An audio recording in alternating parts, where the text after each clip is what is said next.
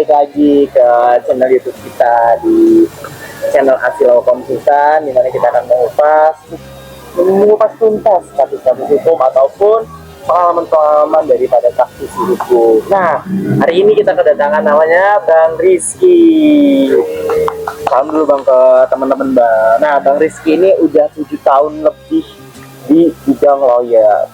Nah, mungkin di sini teman-teman kita bisa tahulah sedikit atau banyak, bahkan banyak nih Bang ya, kita ngambil pengalaman, ilmu, serta gimana sih saran-saran untuk orang yang pengen tahu hukum. Karena hukum itu bukan untuk SH doang Bang ya, hukum itu untuk masyarakat awam. Karena di societas di mana ada masyarakat di situ ada hukum.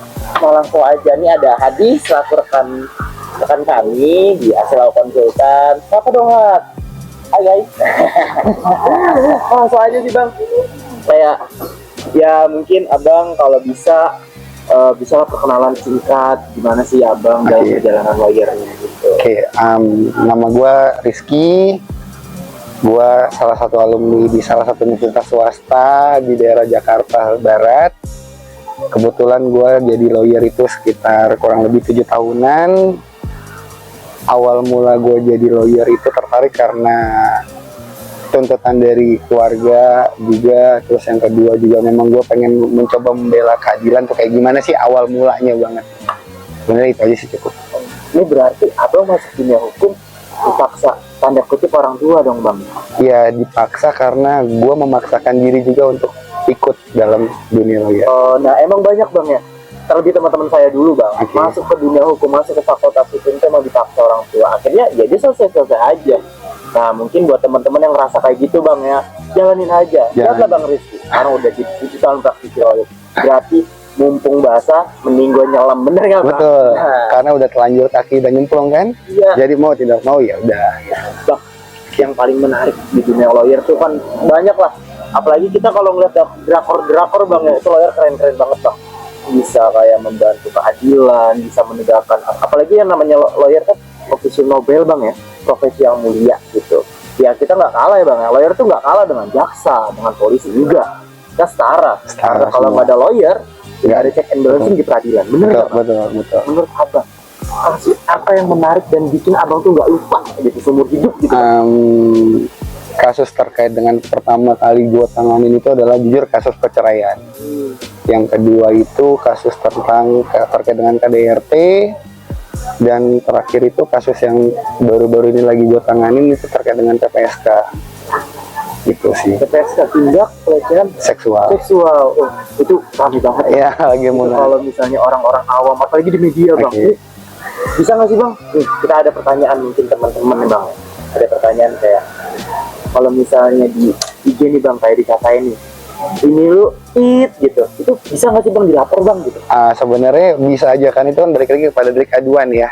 Delik aduan itu dimana seseorang itu yang merasa dirugikan.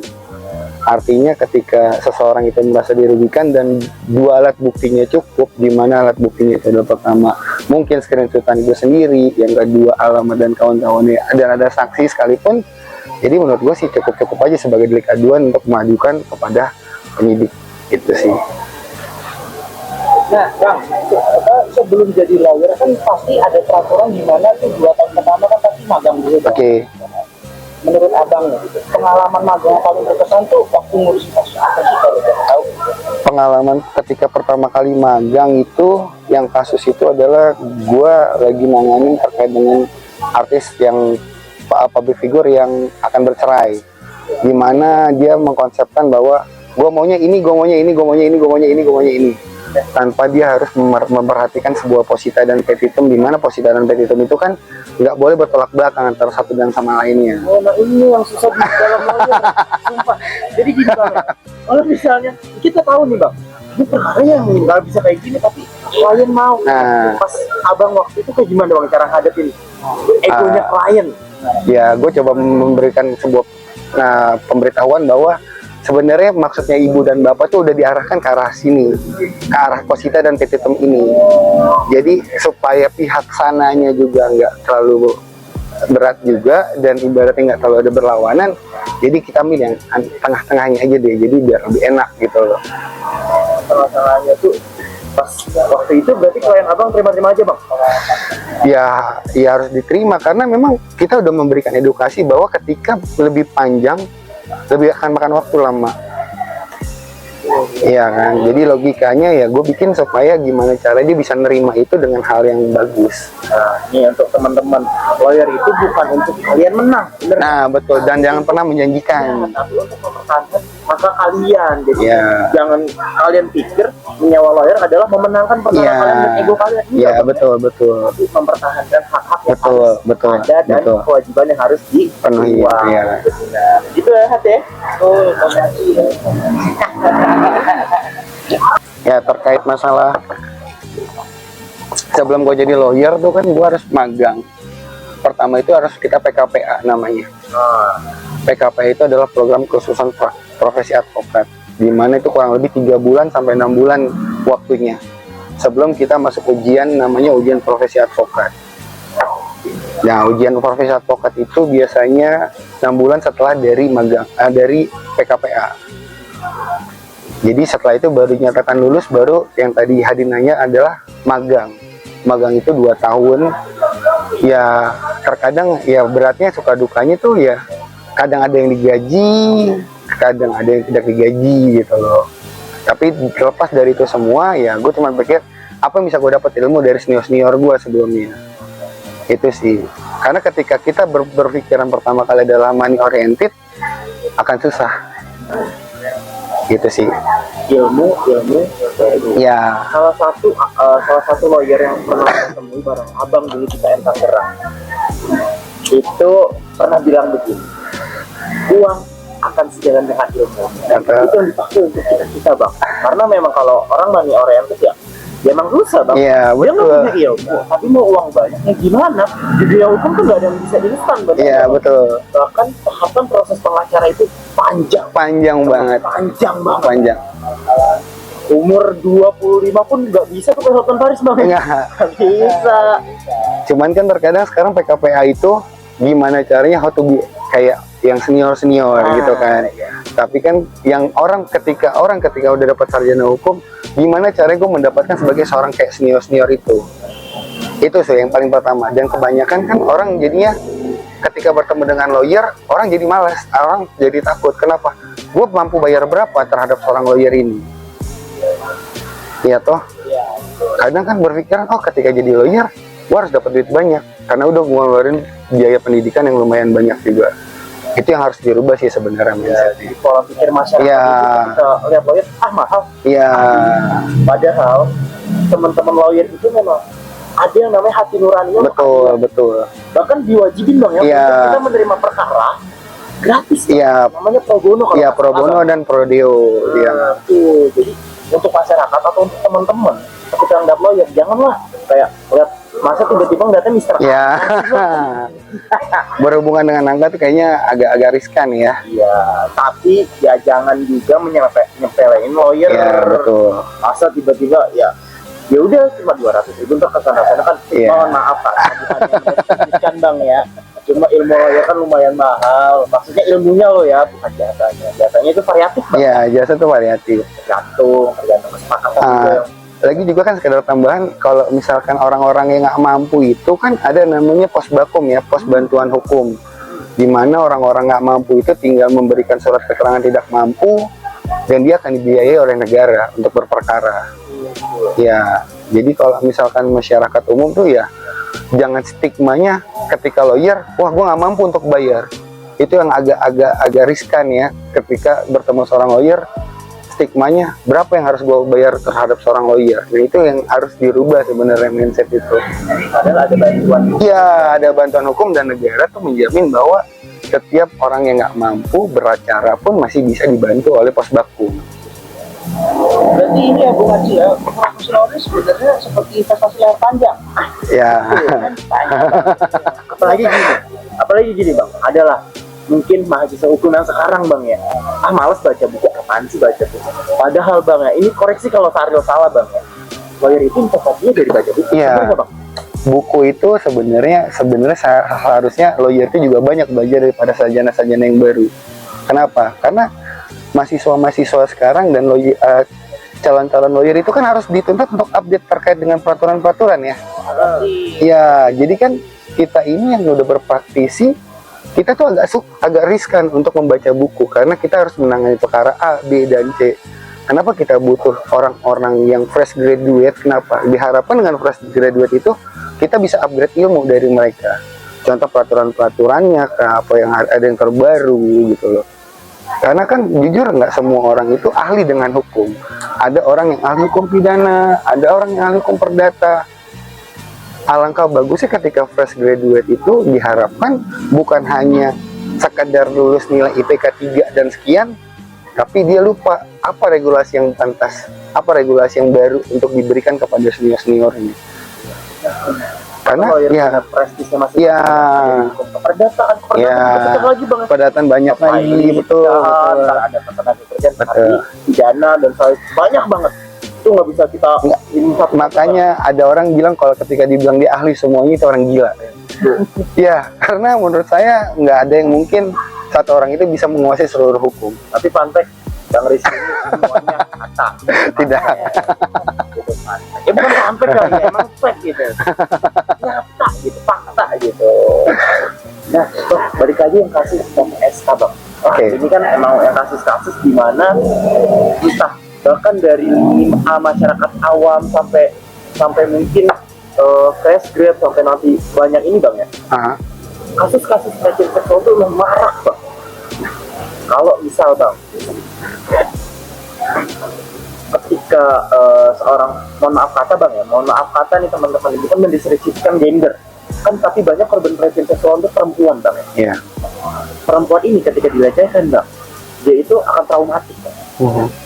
Ketika abang menghadapi klien yang sedang kena pelecehan seksual, itu kan abang bukan menghadapi sebuah perkaranya juga doang Betul, bang, betul. tapi psikologis kliennya bang. Betul. Gimana sih abang menghadapi yang korban pelecehan seksual? Mohon maaf nih ya. Oke.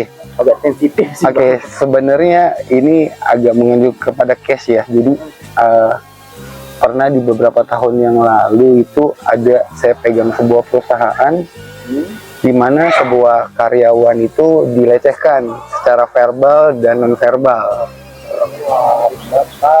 Ya kan? Perusahaan lo ini. Ya, jadi salah satu perusahaan di Jakarta itu ada salah satu karyawannya dilecehkan secara verbal dan non verbal. Sama rekan apa bosnya bang? Sama rekan kerjanya sendiri sih lebih tepatnya. Akhirnya dia berusaha untuk ngadu kepada bagian HR-nya, di mana HR-nya itu bilang bahwa kita nggak bisa tanganin ini. Jadi terpaksa akhirnya lawyer-nya yang akan turun untuk mengatasi ini. Oke, kita coba mediasikan terkait dengan antara pelaku dan korban TPSK ini. Akhirnya pelaku ini mengakui bahwa dialah yang membuat sebuah tulisan berupa tulisan di dalam tisu. Jadi ketika dia baru datang adalah kalimat-kalimat di mana pelecehan non verbal dan verbalnya itu ada.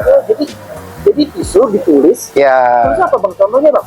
Contoh ya pokoknya intinya mengandung kepada pelecehan seksual itu sendiri. Ditaruh di meja. Ditaruh si meja di meja karyawan si korban ini gitu kan. Ngawur. Terus setelah si korban yang lihat, terus kan lapor ke HR menindaklanjuti. Ternyata pertama awalnya tidak mau mengaku si pelaku ini. Akhirnya kita sebagai lawyer dari perusahaan ini datanglah untuk mencoba menyelidiki nih apa sih kejadiannya, karena kan seharusnya kan internal udah bisa mengatasi masalah ini gitu kan. Karena kan undang-undang kan juga menjamin bahwa internal harus menjamin sebuah kebebasan dalam si karyawan ini sendiri. Akhirnya dia mengakui bahwa saya terobses dengan karyawan ini. Pelaku obses sampai tulisnya. Pelakunya rada-rada obses karena dia statusnya dua-duanya sudah berkeluarga ya. Iya. Itu masuk perzinahan nggak sih bang? Ya bisa jadi itu bisa dikategorikan sebenarnya perzinahan ya. Artinya ketika kayak di rengas dia jadi kelompok muda terus tuh. Jadi ketika dia mengakui bahwa dia yang menulis itu, dia yang melakukan perbuatan itu karena dia pikir dia ini obsesinya gimana cara memiliki seorang karyawati ini gitu loh. Sementara dia jelas masih punya ikatan yang resmi, ikatan yang sah dengan si istri gitu loh. Ya, Jatuhnya malah obses. ya obsesinya adalah gimana cara memiliki seorang karyawati ini yang notabene juga udah punya suami gitu loh kan. Jadi agak bingung ya untuk menyelesaikan permasalahan ini. Alhasil kita coba menenangkan kedua belah pihak supaya nggak berlanjut kepada proses pidananya dan kawan-kawannya. Kita mencoba menerangkan, menjelaskan bahwa oke, dari perusahaan ini sudah mencoba mengambil jalan tengahnya. Jalan tengahnya di mana seorang pelaku yang diduga pelakunya ini harus kita cut off, harus kita pecat. Karena daripada nanti ujung-ujungnya si karyawati ini juga merasa nggak aman, nggak nyaman, dan kinerjanya akhirnya menurun, perusahaan dirugikan juga, Ya. banyak hal yang akan terjadi dalam circle itu. Akhirnya kita putuskan bahwa si terduga pelaku ini kita putus hubungan kerja. Ini berarti nyangkut sama mungkin PHK. Ya, dengan PHK-nya. Ya, ya, ya, betul. Nah, ini adalah bijaknya seorang lawyer. Mungkin teman-teman yang mendengar cerita tadi tentang isu dan ini, kok malah nggak dipidanain, kok malah ingat teman-teman. Dalam hukum itu ada satu asas ultimatum remedium. Iya. Karena pidana itu jalur terakhir. betul. Dan inilah bijaknya seorang lawyer. Jangan apa-apa pidana, benar Ya, nggak, Bang? betul. Karena kan kita lihat juga kalau misalkan si istrinya sendiri punya anak, sementara suaminya harus menjalankan hukuman badan, siapa yang akan menjalankan roda ekonominya? Ya, jadi Gitu. ketika kita ingin melihat perspektif dari Iya. masalah, jangan lihat satu sisi, Iya, tapi lihat sisi belakangnya. betul. Dan inilah bijaknya seorang lawyer di mana dia mengambil jalan tengah yang tidak menyangkut harga diri. Maksudnya Iya, apa? betul. Ketika memang ini diproses secara peradilan pidana, memang tertutup, tapi putusannya bisa diakses. Iya, betul. Wah, dan takutnya kan Efeknya dominonya banyak. nah, si korbannya juga kena, terus kalau si pelakunya juga kena. Iya, Tapi betul. nggak apa-apa, tapi ya jangan sampai kayak gitu. Betul, betul. Akhirnya ada PHK tuh, Bang. Akhirnya kita PHK karena juga di dalam TKWT atau perjanjian kerjanya itu bahwa menyatakan bahwa adanya misalkan adanya sebuah pelecehan seksual, ya dia nggak dapat pesangon apapun. Gitu, karena kan itu sudah pelanggaran berat dari sebuah perusahaan. Ya tahu, jadi apapun haknya ya otomatis akan hilang. Bahkan di peraturan perusahaan. Ya jelas perjanjian kerja bersama, peraturan perusahaan itu sendiri juga kan jelas. Itu makanya nih teman-teman, bukan teman-teman yang korporat nih biasa nih Bang ya, ngelihat ih kok teman kerja gue lebih cakep dari gue. Nah, Ingat, gak semuanya kayak gitu. Maksudnya apa? Satu hal, mungkin ya Bang ya, menurut pelaku adalah aku tuh isu gak akan dia apa-apa. Iya, betul. Lu salah. Hukum akan menjerat lu. Bener nggak, Bang? betul. Hukum akan selalu ada dan mengintai pelaku-pelaku kejahatan seksual. Dan salah satu opsi Nobel atau profesi yang mulia yang akan menghancurkan kalian. Oh ya. Ngeri Bang emang Bang. Nah, ya tadi kan Bang Rizky kan sempat mention kalau terduga pelakunya ini nulis sesuatu di tisu ya. Ini mengingatkan saya sama waktu SD dulu di mana kita terima Ya, betul. Mungkin. biar aman. Mungkin. Bener. Ya, mungkin. Ya, Foto digitalnya. ya betul.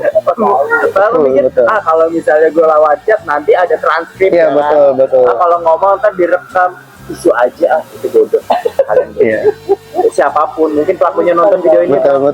please, bilangin akal bulu itu. Mau di mana lu tempat kerja, jangan kayak gitu. Ya karena kan momen ini kan belum tentu ya karyawan itu anggap itu berpikir sebagai bercandaan. Iya kan? Contoh misalkan lu seksi banget sih. Belum tentu orang itu menganggap bahwa itu sebuah pujian. Bisa jadi tuh dia merasakan bahwa itu pelecehan seksual. Catcalling, apa Ya, ya. Karena kan di dunia perusahaan itu kan luas ya. Belum lagi beban dari si atasannya yang mengharuskan dia untuk lu harus kejar deadline, lu harus begini, sementara tiba-tiba dengan satu rekan kerjanya dia mungkin dipikir lu seksi banget sih. Sementara momennya bukan sebuah momen bercandaan. Jadi hati-hati juga untuk berbicara terhadap rekan kerjanya juga. Itu sih pesan yang harus diambil. Dan jangan lupa juga ya, hukum itu bukan ada di tempat kerja. Betul. Hukum itu bukan ada di pengadilan. Betul. Hukum itu ada di sekolah. Betul. Bahkan ketika kita nongkrong, biasa kan ada bang ya, yang namanya laki-laki. Saya pun terlepas dari itu dulu, ingat dulu. Ada mungkin bang lagi nongkrong ya. Ih, cakep banget. Iya. Itu catcalling. Iya. Drama. Mungkin lebih baiknya dalam hati aja nih, cewek cantik ya. Jadi kan setidaknya tidak ada persepsi-persepsi yang menyatakan bahwa oh, gue dilecehkan. Kan kalau di dalam hati siapa yang tahu? Iya benar-benar. Ini ada pertanyaan menarik. Oke. Misal ada saya saya menumbalkan diri. Lihat cewek ini dalam pikiran aja nih, saya akan gini. Itu bisa dihukum nggak? Tapi pikiran aja nih. Ketika itu belum terucap secara lisan, secara langsung diucapkan, ya kan siapa yang tahu? Jadi nggak apa-apa, tapi Iya. asal dalam pikiran. Bukan mengajarkan untuk berperilaku seperti itu, tapi setidaknya lebih mengamankan diri terkait dengan adanya sebuah pelecehan seksual yang verbal dan non verbal. Itu sih. Betul. Dan ini di luar konteks agama ya. Iya, Agama memang iya. melarang, ada zina Iya. juga. Tapi ini konteks hukum bang, Iya. di mana pertunjukan Betul. dan mensreanya. Betul, betul. Kalau kita di pikiran aja dalam hati kita. Iya, betul. Nah, ini pengalaman banyak banget dan menarik banget sama Bang Rizky. Dari kasus pelecehan seksual yang berhubung sama pemutusan Hubungan kerja. Apalagi sekarang tuh wah banyak banget PHK di mana-mana. Iya. Bang. Nah, tanggapan abang nih PHK tuh banyak banget di mana-mana nih bang. Kayak perusahaan juga bayar pesangon aja. Enggak, betul. Uang penghargaan masa kerja. Iya. Enggak. Gimana sih bang cara nih? Kan banyak banget nih. Mungkin ini bisa jadi pelajaran untuk teman-teman yang mohon maaf kata menyinggung hati yang di PHK bang. Gimana sih mendapatkan hak-haknya bang? Gitu. Oke. Sebenarnya kan itu bisa dilihat dari sebuah perjanjian kerjanya ya. Janjian kerja. Ya, perjanjian kerja ini kan ada yang bersifat PKWT sama PKWTT ya. Gimana kalau PKWT, gimana haknya, gimana PKWTT itu masing-masing perusahaan itu punya template yang berbeda-beda terkait dua perjanjian itu. Belum lagi terkait dengan perjanjian kerja bersamanya. Serikat bang Ya, atau apapun itu gitu. Jadi ketika misalkan itu ya sebuah rekomendasi dari Departemen Ketenagakerjaan adalah anjuran. Ketika misalkan tidak ditemukannya bipatrit dan kawan-kawannya tidak ditemukan lagi, anjurannya adalah PHI, Pengadilan Hubungan Industrial. Ada bang. Ada Pengadilan Hubungan Industrialnya Berarti namanya. prosesnya dipartit dulu nih. Ya, bipatrit dulu. Partit apa sih bang dipartit? Bipatrit itu gimana ya ngejelasinnya antara pihak pengusaha dengan pihak karyawan itu dicari win-win solutionnya apa. Kayak mirip-mirip negosiasi. Ya, kurang lebih seperti itu. Tapi ketika misalkan itu jatuhnya masuk ke tripatrit. Kalau deadlock. Ya, deadlock itu masuknya tripatrit ya. Kalau nggak salah saya ingat itu tripatrit. Habis itu keluarlah berupa anjuran dari Disnaker setempat. Ya, untuk merekomendasikan bahwa si perusahaan ini tidak mendapatkan hak apapun itu, tidak memenuhi hak dan kewajibannya, maka si termohon bisa mengajukan gugatan kepada Pengadilan Hubungan Industrial. Bang, kalau misalnya gini bang, saya jadi pengusaha. Apaan sih? Enggak ah. Terus gimana bang? Oke. Enggak ah. Apaan lu? Siapa lu? Tergitu gimana bang? Terkadang kan memang praktiknya seperti itu ya. Satu bang. Terkadang kan perusahaan pikir ya udah, lo mau keluar ya keluar aja. Gua nggak butuh Lo akan ada 500 atau 1000 orang yang akan apply kerjaan itu lagi pada posisi gua gitu loh. Intinya ya cara menyiasatinya ya kita harus pelajarin banget kontrak kerjanya itu kayak gimana sih sebelum kita diterima. Oh berarti memang review kontrak. Ya. Ada tips nggak Ya. untuk nge-review nih kontrak kerja? Tips ya. Ini kontrak kerja gimana nih yang enak ya? Intinya sih sebenarnya kan kita nggak muluk-muluk, kita juga butuh sebagai pekerja adalah butuh sebuah pendapatan, ya kan? Dan perusahaan itu kan berpikiran take it or leave it. Ya. Banyak banget tuh. Kalau lo leave it ya silahkan keluar dari pintu ini, gitu loh. Jadi yang paling pertama sih yang nggak usah neko-neko terkait dengan, apalagi ketika kadang banyak ini fresh graduate nih, gue merasa fresh graduate, gue merasa ilmu gue tinggi, kuliah gue mahal, gue minta gaji 2 digit. Nah, itu yang terkadang jadinya pihak perusahaan itu ini ya akan berat.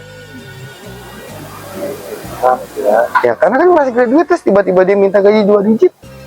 Artinya melebihi dari UMP lah. Iya. Karena gue juga dulu pernah menjadi HR, ketika interview seorang calon karyawan, dia minta gaji 2 digit loh. Artinya berarti lo ngelebihin gaji HR. Kan luar biasa nih maksudnya.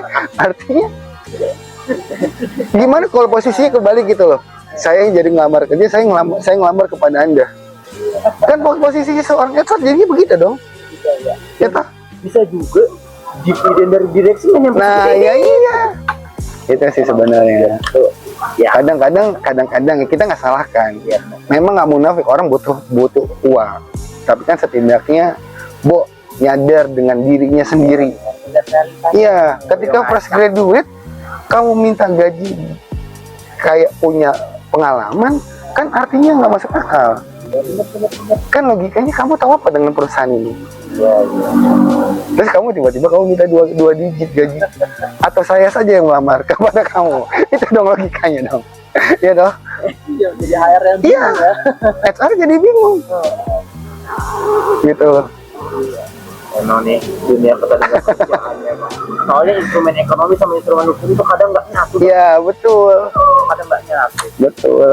Padahal dua unsur tersebut yang menggerakkan roda Iya. negara kita sebenarnya. Ini ada pertanyaan dari Bu Hadi kepada Bang Rizky. Ya, jadi begini Bang, kalau dulu tadi kan Abang mention pernah jadi HR ya. Oke. Pernah nggak ada pelamar yang bilang samain aja gaji saya sama Anda? Siapa tahu ada. Atau enggak ya minta gajinya di apa sih parain apa? Intinya Atau nggak gini Bang, minta gajinya saham deh. kalau itu langsung silakan keluar ya dari perusahaan. Karena saya sendiri juga sebagai pegawai, bukan sebagai pemegang saham. Artinya kan harus RUPS dong ketika saham itu ada. RUP-nya sama pelamar baru. Ya, Masa orang gaji mah berapa? Saham 50%. artinya balik lagi kayak gitu. Sebentar, kalau masalah gaji dia nggak ada yang minta sesuai atau kurang, tapi dia minta, Pak, tapi saya kan kerjanya jauh dari sini. Saya kan iya bla bla bla bla bla. Nah, salah satu menurut saya yang balik lagi ke pertanyaan apa sih kira-kira triknya ya? Menurut saya sih ya pahamin dulu tempat kerja itu jauhnya berapa lama. Ya toh. Ketika misalkan jauhnya nggak terlalu jauh, ya seenggak-enggaknya bisa prediksi waktu. Karena kita yang butuh kepada perusahaan, bukan perusahaan yang butuh kita. Tolong dirubah di situnya. Karena ketika lu mengharapkan bahwa oh gue perlu jaga gaji segini, kira-kira jarak antara rumah gue ke tempat kerjaan atau jarak kosan gue ke tempat kerjaan ini efektif nggak? Kadang orang asal main apply tanpa dia mempertimbangkan nih. Yang penting gue diinterview dulu deh. Akhirnya kan HR akan berulang, ya nanti kami akan panggil lagi. HR juga akan menilai dong. Dia dari jauhnya. Dari jaraknya, kira-kira nih orang kayak butuh waktu berapa lama. Bukan yang menolak seorang pelamar ya, tidak. Tapi kan HR juga akan menilai. Masa gue lebih datang duluan daripada anak buah gue? Kan nggak masuk sebuah logika gitu loh. Kalau misalnya ini berarti itu bagus juga nih Bang. Nah iya maksudnya. Jadi, untuk menjadi konsideran atau bahan pertimbangan kalian melamar kerja adalah kalau tiba-tiba kan banyak yang ngeluh Bang, Iya. oh gue ngelamar di sini-sini, kok ditolak sama HR sih? HR mintanya apa sih? Ini ilmu. Jadi bukan hanya tentang pengalaman kalian aja yang dihitung, tapi mungkin yang kecil, jarak dari rumah Anda ke kantor itu dihitung. Karena kita nggak tahu Bang ya. Iya, belum terjadi apa-apa gitu Jadi kan. apa-apa bisa jadi tanggung jawab perusahaan. Bang. Iya, karena itu kecelakaan kerja namanya kan. Itu ingat loh. Jangan saya jalan di kantor. Iya, betul, Bang, ya. betul. Apa kejot? Jadi bisa jadi tanggung jawab perusahaan nggak mau ambil resiko, bener Betul, kan? betul. Dikasih risikonya begitu. Betul. Itu salah satu contohnya ya. Kenapa para pekerja itu sekarang tuh nge-play di mana? Rumah di Tangerang, nge-playnya di Bogor. Suatu saatnya nggak masuk logika gitu loh. Oke lah, kita bisa menggunakan fasilitas umum seperti kereta dan kawan-kawan. Tapi apakah si pelamar kerja ini mampu untuk 2 jam sebelumnya untuk bersedia jalan? Akhirnya maksa tidak kerja, tiba-tiba 2 bulan resign. Nah, bikin pekerjaan itu yang bikin HR kadang jadi udahlah blacklist untuk alamat-alamat yang jauh gitu loh.